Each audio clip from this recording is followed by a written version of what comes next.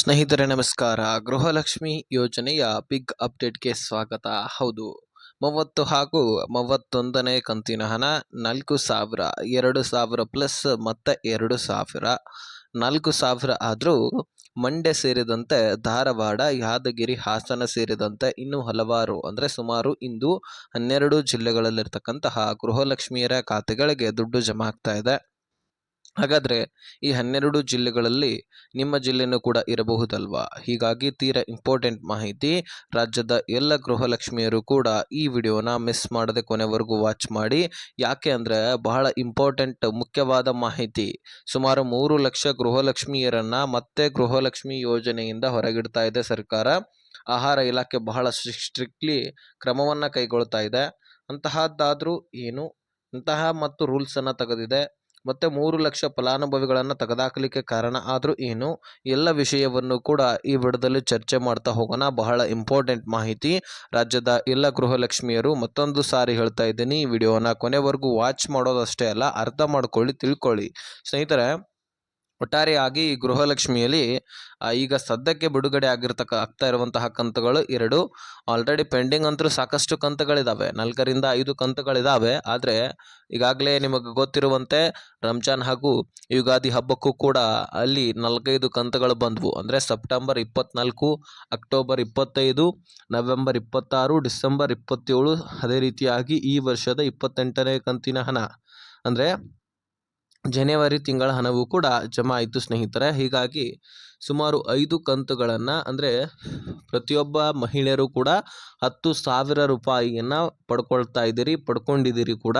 ಹಾಗೆ ಈಗ pending ಉಳಿದಿರ್ತಕ್ಕಂಥದ್ದು February 29ನೇ ಕಂತಿನ ಹಣ ಬರಬೇಕಾಗಿದೆ. ಕೆಲವೊಂದಷ್ಟು ಜನರಿಗೆ ಮಾತ್ರ ಬಂದಿದೆ ಅಂತ ಅಪ್ಡೇಟ್ ಸಿಕ್ಕಿದೆ. ಇನ್ನು ಬಹಳಷ್ಟು ಫಲಾನುಭವಿಗಳು ಬಾಕಿ ಉಳಿದಿರುವಂತಹ ಕಾರಣಕ್ಕಾಗಿ ಇನ್ನು ಲಕ್ಷಾಂತರ ಫಲಾನುಭವಿಗಳಿಗೂ ದುಡ್ಡು ಬರಲೇಬೇಕಾದಂತಹ ಒಂದು ಅನಿವಾರ್ಯತೆ ಇದೆ. ಸರ್ಕಾರವು ಕೂಡ ಜಮಾ ಮಾಡಲೇಬೇಕಂತ ಹೇಳ್ಬಿಟ್ಟು ನಮ್ಮ ಮನವಿ ಕೂಡ ಇದೆ. ಹಾಗೆ ಈ ಮಾರ್ಚ್ 30 ಹಾಗೂ ಏಪ್ರಿಲ್ 31ನೇ ಕಂತು, ಹೌದು ಈಗಾಗಲೇ ಮೇ ತಿಂಗಳು ಪ್ರಾರಂಭವಾಗಿದೆ. ಹೀಗಾಗಿ ನಾವು ಏಪ್ರಿಲ್ ತಿಂಗಳ ಹಣವೂ ಕೂಡ ಕೇಳಲೇಬೇಕು. ಜೂನ್ನಲ್ಲಿ ಮೇದು ಕೇಳಬೇಕು, ಜುಲೈನಲ್ಲಿ ಜೂನ್ದು ಕೇಳಬೇಕು. ಹಾಗೆ ಈಗ ಸದ್ಯಕ್ಕೆ ಮಾರ್ಚ್ ಮತ್ತು ಏಪ್ರಿಲ್ ತಿಂಗಳ ಹಣವನ್ನು ನಾವು ಕೇಳ್ತಾ ಇದ್ದೀವಿ, ಅಂದರೆ 30 ಮತ್ತು 31ನೇ ಕಂತಿನ ಹಣ. ಸೊ ಹೀಗಾಗಿ ನಿಮಗೆ ಈ ವರ್ಷದಲ್ಲಿನೇ 3 ಕಂತುಗಳು ಬರಬೇಕಾಗಿದೆ. ಫೆಬ್ರವರಿ, ಮಾರ್ಚ್, ಏಪ್ರಿಲ್ 29, 30, 31ನೇ ಕಂತು. ಇನ್ನು ಇದನ್ನು ಹೊರತುಪಡಿಸಿ ಹೋದ ವರ್ಷದಲ್ಲಿ ಕೂಡ 2 ಕಂತುಗಳನ್ನು ಸರ್ಕಾರ ಪೆಂಡಿಂಗ್ ಉಳಿಸಿದೆ, ಯಾಮಾರಿಸಿದೆ ಅಂತ ಹೇಳ್ಬೋದು. ಒಂದೇ ಮಾತಿನಲ್ಲಿ ಹೇಳಬೇಕಂದ್ರೆ ಅದು ನಿಮಗೆ ಗೊತ್ತಿದೆ, ನಾನು ಈಗಾಗಲೇ ಸಾಕಷ್ಟು ವಿಡಿಯೋದಲ್ಲಿ ಕೂಡ ತಿಳಿಸಿದ್ದೀನಿ. ಹೋದ ವರ್ಷದ ಫೆಬ್ರವರಿ, ಮಾರ್ಚ್ ತಿಂಗಳ ಹಣ ಅದನ್ನು ಕೊಟ್ಟಿಲ್ಲ, ಸರ್ಕಾರವೇ ನುಂಗಾಕಿದೆ. ಅದನ್ನು ಮುಂದಿನ ದಿನಗಳಲ್ಲಿ ಸರಿಪಡಿಸ್ತೀನಿ ಅಂತ BJP ನಾಯಕರಿಗೆ ಮಾತನ್ನು ಕೂಡ ಕೊಟ್ಟಿದ್ದಾರೆ. ಯಾಕಂದರೆ ಸರ್ಕಾರ ಏನು ಮಾಡಿತ್ತಂದರೆ 5,000 ಕೋಟಿ ಹಣವನ್ನು ಜಮಾ ಮಾಡದೆ ಆ ದುಡ್ಡು ಹಣಕಾಸು ಇಲಾಖೆ ಹತ್ರನೇ ಇದೆ ಅಂತ ಸಚಿವ ಲಕ್ಷ್ಮೀ ಹೆಬ್ಬಾಳ್ಕರ್ ಅವರು ಹೇಳಿದ್ದಾರೆ. ಹಾಗಾದರೆ ಅದನ್ನು ಕ್ಲಿಯರ್ ಮಾಡಬೇಕಲ್ವಾ? ಹಾಗಾಗಿ BJP ನಾಯಕರು ಅದನ್ನೇ ಪೆಂಡಿಂಗ್ ಉಳಿಸಿದ್ರಿ, ಮಹಿಳೆಯರಿಗೆ ಮೋಸ ಮಾಡ್ತಾ ಇದ್ದೀರಾ, 5,000 ಕೋಟಿ ಹಣವನ್ನು ನುಂಗಾಕಿದ್ದೀರಾ, ಈ ಎಲ್ಲ ಪ್ರಶ್ನೆಗಳನ್ನು ಮಾಡ್ತಾರೆ. ಸದ್ಯಕ್ಕೆ ನಿಮಗೆ ಈ 2 ಕಂತುಗಳನ್ನಾದರೂ ಕ್ಲಿಯರ್ ಮಾಡಲಿದ್ದಾರೆ, ತಲೆ ಕೆಡಿಸ್ಕೊಳ್ಳುವಂಥ ಅವಶ್ಯಕತೆ ಇಲ್ಲ. ಪ್ರತಿಯೊಬ್ಬ ಮಹಿಳೆಯರಿಗೂ ಕೂಡ ಜಮಾ ಆಗುತ್ತೆ. ಜೊತೆಗೆ ಈ ವರ್ಷದ 3 ಕಂತುಗಳು ಅಂದರೆ 5 ಕಂತುಗಳು ಮತ್ತೆ 10,000 ರೂಪಾಯಿ ಪ್ರತಿಯೊಬ್ಬ ಮಹಿಳೆಯರಿಗೂ ಕೂಡ ಜಮಾ ಆಗುತ್ತೆ ಎನ್ನುವಂತಹ ಭರವಸೆಯನ್ನು ಸಚಿವೆ ಲಕ್ಷ್ಮೀ ಹೆಬ್ಬಾಳ್ಕರ್ ಅವರು ಕೊಟ್ಟಿದ್ದಾರೆ.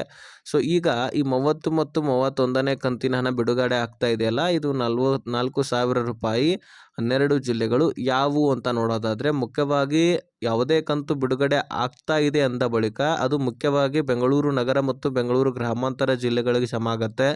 ಯಾಕೆ ಅಂತ ಕೇಳೋದಾದರೆ, ಗೃಹಲಕ್ಷ್ಮಿ ಪ್ರೊಸೆಸರ್ ಬಗ್ಗೆ ನಾನು ಹೇಳ್ತೀನಿ ಕೇಳಿ. ಮೊದಲು ಈ ಗೃಹಲಕ್ಷ್ಮಿಯಲ್ಲಿ ಯಾವ ರೀತಿಯಾಗಿ ದುಡ್ಡು ಹೋಗ್ತಾ ಇರುತ್ತೆ, ಯಾವ ಇಲಾಖೆಗೆ ಹೋಗ್ತಾ ಇರುತ್ತೆ, ನಿಮ್ಮ ಅಕೌಂಟ್ಗಳಿಗೆ ಯಾವ ರೀತಿಯಾಗಿ ಬರುತ್ತೆ, ಇದನ್ನು ನಾನು ಹೇಳ್ತೀನಿ. ಸ್ನೇಹಿತರೆ, ಹಣಕಾಸು ಇಲಾಖೆಯಿಂದ ದುಡ್ಡು ಬಿಡುಗಡೆ ಆಗ್ಬೇಕಂದ್ರೆ ಸಚಿವೆ ಲಕ್ಷ್ಮೀ ಹೆಬ್ಬಾಳ್ಕರ್ ಅವರು ಮೊದಲು ನೋಟಿಸನ್ನು ಕಳಿಸ್ಬೇಕು. ಇಂತಿಷ್ಟು ಕಂತುಗಳು ಪೆಂಡಿಂಗ್ ಉಳಿದಿದ್ದಾವೆ, ಇವುಗಳನ್ನು ನಾವು ಕ್ಲಿಯರ್ ಮಾಡಬೇಕು, ಇಷ್ಟು ಮಹಿಳೆಯರಿದ್ದಾರೆ, ಇಷ್ಟು ಖರ್ಚು ವೆಚ್ಚ ಆಗುತ್ತೆ ಅಂತ ನೋಟಿಸ್ ಕಳಿಸಿದ ತಕ್ಷಣ ಹಣಕಾಸು ಇಲಾಖೆಯಿಂದ ದುಡ್ಡು ರಿಲೀಸ್ ಆಗುತ್ತೆ. ಈಗ 2 ಕಂತುಗಳಿಗೆ 5,000 ಕೋಟಿ ಹಣ ಬೇಕು, 4 ಕಂತುಗಳಿಗೆ 10,000 ಕೋಟಿ ಹಣ ಬೇಕು. ಈಗ 10,000 ಕೋಟಿ ಹಣ 4 ಕಂತುಗಳಿಗೆ ಮಹಿಳಾ ಮತ್ತು ಮಕ್ಕಳ ಕಲ್ಯಾಣ ಇಲಾಖೆಗೆ ಕಳುಹಿಸಿದಾರಂತ ಅನ್ಕೊಳ್ಳಿ. ಅಲ್ಲಿಂದ ಏನಾಗುತ್ತೆ, ಡೈರೆಕ್ಟ್ ಆಗಿ ಡಿ.ಬಿ.ಟಿ ಟ್ರೆಜರಿಗೆ ಪುಷ್ ಆಗೋದಿಲ್ಲ. ಮೊದಲು ಸುಮಾರು ಒಂದು ಕಂತನ್ನ ರಿಲೀಸ್ ಮಾಡ್ತಾರೆ, ತದನಂತರ ಮತ್ತೊಂದು ಕಂತು, ಈ ರೀತಿಯಾಗಿ ಬಿಡುಗಡೆ ಮಾಡಲಾಗುತ್ತೆ. ಒಂದು ಕಂತಿಗೆ 2,500 ಕೋಟಿ. ಆ ದುಡ್ಡನ್ನ ಸುಮಾರು 35 ತಾಲೂಕು ಗ್ರಾಮ ಪಂಚಾಯಿತಿಗಳಿಗೆ ದುಡ್ಡನ್ನ ಕಳುಹಿಸಲಾಗುತ್ತೆ. ಅದರದೇ ಆದಂತಹ ಎಲ್ಲ ಪ್ರೊಸೆಸರನ್ನು ಮುಗಿಸ್ಕೊಳ್ಳಿಕ್ಕೆ. ಅದು 35 ತಾಲೂಕು ಗ್ರಾಮ ಪಂಚಾಯಿತಿಗಳಿಗೆ ದುಡ್ಡು ಕಳಿಸಿರಲಾಗತ್ತಲ್ಲ, ಅದು ಯಾವ ಒಂದು ಜಿಲ್ಲೆಗಳಲ್ಲಿರ್ತಕ್ಕಂತಹ ಗ್ರಾಮ ಪಂಚಾಯಿತಿಗಳಂದ್ರೆ ಇದೇ ನಾನು ಹೇಳಿರುವಂತಹ ಬೆಂಗಳೂರು ನಗರ ಮತ್ತು ಬೆಂಗಳೂರು ಗ್ರಾಮಾಂತರ, ಈ ಒಂದು ಜಿಲ್ಲೆಗಳಲ್ಲಿರ್ತಕ್ಕಂತಹ ಒಂದು ತಾಲೂಕು ಗ್ರಾಮ ಪಂಚಾಯಿತಿಗಳಿಗೆ ದುಡ್ಡನ್ನು ಕಳುಹಿಸಲಾಗುತ್ತೆ. ಸೊ ಅದರದೇ ಆದಂತಹ ಎಲ್ಲ ಪ್ರೊಸೆಸರನ್ನು ಮುಗಿಸ್ಕೊಂಡು ಮತ್ತೆ ಮಹಿಳಾ ಮತ್ತು ಮಕ್ಕಳ ಕಲ್ಯಾಣ ಇಲಾಖೆಗೆ ದುಡ್ಡು ಬರುತ್ತೆ. ಅಲ್ಲಿಂದ ಏನಾಗುತ್ತೆ, ಉಳಿದಂತಹ ಎಲ್ಲ ಪ್ರೊಸೆಸರನ್ನು ಮುಗಿಸ್ಕೊಂಡು ಡಿ.ಬಿ.ಟಿ ಟ್ರೆಜರಿಗೆ ಪುಷ್ ಮಾಡಲಾಗುತ್ತೆ. ಡಿ.ಬಿ.ಟಿ ಟ್ರೆಜರಿಗೆ ಪುಷ್ ಮಾಡಿದ ದುಡ್ಡನ್ನು ಬ್ಯಾಂಕ್ಗಳು ಅಪ್ಡೇಟ್ ಮಾಡ್ಕೊಳ್ತವೆ. ಅಪ್ಡೇಟ್ ಮಾಡಿಕೊಂಡು ನಿಮ್ಮೆಲ್ಲರ ಖಾತೆಗಳಿಗೆ ಜಮೆ ಮಾಡಲಾಗುತ್ತೆ. ಈ ರೀತಿ ನಾನಾ ರೀತಿಯ ಪ್ರೊಸೆಸರ್ ಇರುತ್ತೆ. ಸೊ ದಿಢೀರನೇ ಅಕೌಂಟ್ಗೆ ದುಡ್ಡು ಜಮಾ ಆಗೋದಿಲ್ಲ, ಅದರದೇ ಆದಂತಹ ಕೆಲಸ ಕಾರ್ಯಗಳಿರ್ತವೆ. ಹಾಗಾಗಿ ತಡ ಆಗಲಿಕ್ಕೆ ಈ ಕಾರಣಗಳಿದ್ದು, ಈಗ ಬೆಂಗಳೂರು ನಗರ ಮತ್ತು ಬೆಂಗಳೂರು ಗ್ರಾಮಾಂತರ ಸೇರಿದಂತೆ ವಿಜಯನಗರ, ಧಾರವಾಡ, ಮಂಡ್ಯ, ಯಾದಗಿರಿ, ಹಾಸನ, ಕೊಪ್ಪಳ, ಕೊಡಗು, ಚಿತ್ರದುರ್ಗ, ಚಿಕ್ಕಮಗಳೂರು, ಶಿವಮೊಗ್ಗ, ರಾಯಚೂರು, ಈ ಒಂದು ಜಿಲ್ಲೆಗಳಲ್ಲಿರ್ತಕ್ಕಂತಹ ಗೃಹಲಕ್ಷ್ಮಿಯರ ಅಕೌಂಟ್ಗಳಿಗೆ ದುಡ್ಡನ್ನು ಜಮೆ ಮಾಡಲಾಗ್ತಾ ಇದೆ.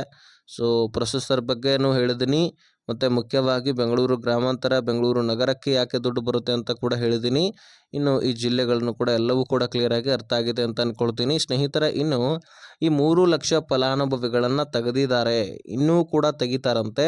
ಹಾಗಾದರೆ ಇದಕ್ಕೆ ಮೂಲ ಕಾರಣ ಏನು? ಹೌದು ಸ್ನೇಹಿತರೆ, ಇನ್ಮೇಲೆ ಗೃಹಲಕ್ಷ್ಮಿ ದುಡ್ಡು ಬೇಕಂದರೆ ಲೈಫ್ ಸರ್ಟಿಫಿಕೇಟ್ ಅನಿವಾರ್ಯ ಆಗಿಬಿಟ್ಟಿದೆ. ಇದು ಪಿಂಚಣಿ ಯೋಜನೆಯ ದುಡ್ಡು ಬೇಕಂದ್ರೂ ಸಹಿತ ಲೈಫ್ ಸರ್ಟಿಫಿಕೇಟ್ ಅಂದರೆ ಜೀವಿತ ಪ್ರಮಾಣ ಪತ್ರ ಅನಿವಾರ್ಯ ಆಗಿಬಿಟ್ಟಿದೆ. ಯಾಕೆ ಅಂತ ಕೇಳೋದಾದರೆ, ಲಕ್ಷಾಂತರ ಗೃಹಲಕ್ಷ್ಮಿಯರು ಅಥವಾ ಪಿಂಚಣಿದಾರರು ತೀರಿ ಹೋಗಿದ್ರು ಸಹಿತ ಅವರ ಹೆಸರಿನಲ್ಲಿ ಇನ್ನೂ ಕೂಡ ಗೃಹಲಕ್ಷ್ಮಿ ದುಡ್ಡನ್ನು, ಅದೇ ರೀತಿಯಾಗಿ ಪಿಂಚಣಿ ಯೋಜನೆಯ ದುಡ್ಡನ್ನು ಪಡ್ಕೊಳ್ತಾ ಇರುವಂಥದ್ದು ಸರ್ಕಾರದ ಗಮನಕ್ಕೆ ಬಂದಿದೆ. ಹೌದು, ಲಕ್ಷಾಂತರ ಫಲಾನುಭವಿಗಳು ಏನು ಮಾಡ್ತಾ ಇದ್ದಾರೆ, ಇದೇ ಗೃಹಲಕ್ಷ್ಮಿ ದುಡ್ಡನ್ನು ತೀರಿ ಹೋಗಿದ್ರು ಸಹಿತ ತಮ್ಮ ಅಕೌಂಟ್ಗಳಲ್ಲಿ ಜಮಾ ಮಾಡ್ತಾ ಇದ್ದಾರೆ ಸರ್ಕಾರದವರು. ಅದನ್ನು ಮನೆಯಲ್ಲಿರ್ತಕ್ಕಂತಹ ಕುಟುಂಬಸ್ಥರು ಮರಣ ಪ್ರಮಾಣ ಪತ್ರವನ್ನು ತೆಗೆಸಿದ್ದೇ ಆದರೆ ಸರ್ಕಾರದ ಗಮನಕ್ಕೆ ಬರುತ್ತೆ, ಇದನ್ನು ರದ್ದು ಮಾಡಲಾಗುತ್ತೆ. ಆದರೆ ಮರಣ ಪ್ರಮಾಣ ಪತ್ರವನ್ನು ತೆಗೆಸದೆ ದುಡ್ಡು ಹಾಗೆ ಬರಲಿ, ಅನ್ನಭಾಗ್ಯದಲ್ಲಿ ಅಕ್ಕಿಯೂ ಕೂಡ ಬರಲಿ, ಪಿಂಚಣಿ ಯೋಜನೆಯ ಪಿಂಚಣಿ ದುಡ್ಡು ಬರಲಿ, ನಮ್ಮ ಹತ್ರ ATM ಕಾರ್ಡ್ ಇದೆ ಅಂದರೆ ತೀರಿ ಹೋದವರ ATM ಕಾರ್ಡ್ ಇರುತ್ತೆ, ಅಥವಾ ಅವರ ಮೊಬೈಲ್ನಲ್ಲಿ ಫೋನ್ಪೇ ಇರುತ್ತೆ, ಅದರ ಪಿನ್ ಕೂಡ ಇವ್ರಿಗೆ ಗೊತ್ತಿರುತ್ತೆ ಕುಟುಂಬಸ್ಥರಿಗೆ. ಹೀಗಾಗಿ ಆ ಫೋನ್ಪೇಯನ್ನು ಬಳಕೆ ಮಾಡಿಕೊಂಡು ಅದನ್ನು ಅಲ್ಲಿ ಜಮಾ ಆಗಿರ್ತಕ್ಕಂತಹ ದುಡ್ಡನ್ನು ತಮಗೆ ಉಪಯೋಗ ಮಾಡ್ಕೊಳ್ತಾ ಇದ್ದಾರೆ. ಜೊತೆಗೆ ATMನ ಮುಖಾಂತರ ವಿಡ್ರಾವಲ್ ಮಾಡಿಕೊಂಡು ದುಡ್ಡನ್ನು ಖರ್ಚು ವೆಚ್ಚಕ್ಕಾಗಿ ಬಳಕೆ ಮಾಡ್ಕೊಳ್ತಾ ಇದ್ದಾರೆ, ತೀರಿ ಹೋದರೂ ಸಹಿತ. ಸರ್ಕಾರ ಇದಕ್ಕಾಗಿಯೇ ಲಕ್ಷಾಂತರ ಫಲಾನುಭವಿಗಳನ್ನು ರೇಷನ್ಸ್ ಕಾರ್ಡ್ಗಳನ್ನು ರದ್ದು ಮಾಡ್ತಾ ಇದೆ ಅಂತೆ. ಯಾರು ತೀರಿ ಹೋಗಿರ್ತಾರೆ ಮರಣ ಪ್ರಮಾಣ ಪತ್ರವನ್ನು ತೆಗೆಸಿ ನಾವು ರದ್ದು ಮಾಡಿಬಿಡ್ತೀವಿ, ನೀವು ಮತ್ತೊಬ್ಬರ ಹೆಸರನ್ನು ಸೇರ್ಪಡೆ ಮಾಡಿಕೊಂಡು ಗೃಹಲಕ್ಷ್ಮಿ ದುಡ್ಡನ್ನು ಪಡ್ಕೊಳ್ಬಹುದು, ಇಲ್ಲ ಆದಲ್ಲಿ ನಿಮ್ಮ ಟೋಟಲಿ ರೇಷನ್ಸ್ ಕಾರ್ಡ್ಗಳನ್ನೇ ನಾವು ರದ್ದು ಮಾಡಿಬಿಡ್ತೀವಿ ಅಂತ ಎಚ್ಚರಿಕೆಯನ್ನು ಸರ್ಕಾರ ಕೊಟ್ಟಿದೆ. ಸೊ ನೋಡಿ, ಮುಂದೆ ಏನು ಮಾಡಬೇಕು ಅನ್ನುವಂಥದ್ದು ನಿಮಗೆ ಅರ್ಥ ಆಗಿದೆ ಅಂತ ಅಂದ್ಕೊಳ್ತೀನಿ. ಈ ಒಂದು ವಿಷಯವನ್ನು ನಾನು ತಿಳಿಸಲೇಬೇಕಾಗಿತ್ತು, ತಿಳಿಸಿದ್ದೀನಿ. ಒಟ್ಟಾರೆಯಾಗಿ ಇನ್ಫಾರ್ಮೇಷನ್ ಅರ್ಥ ಆಗಿದ್ದಲ್ಲಿ ಈ ವಿಷಯವನ್ನು ಇಲ್ಲ ಗೃಹಲಕ್ಷ್ಮಿಯರಿಗೆ ಶೇರ್ ಮಾಡಿ, ಅವ್ರಿಗೂ ಕೂಡ ಗೊತ್ತಾಗಲಿ.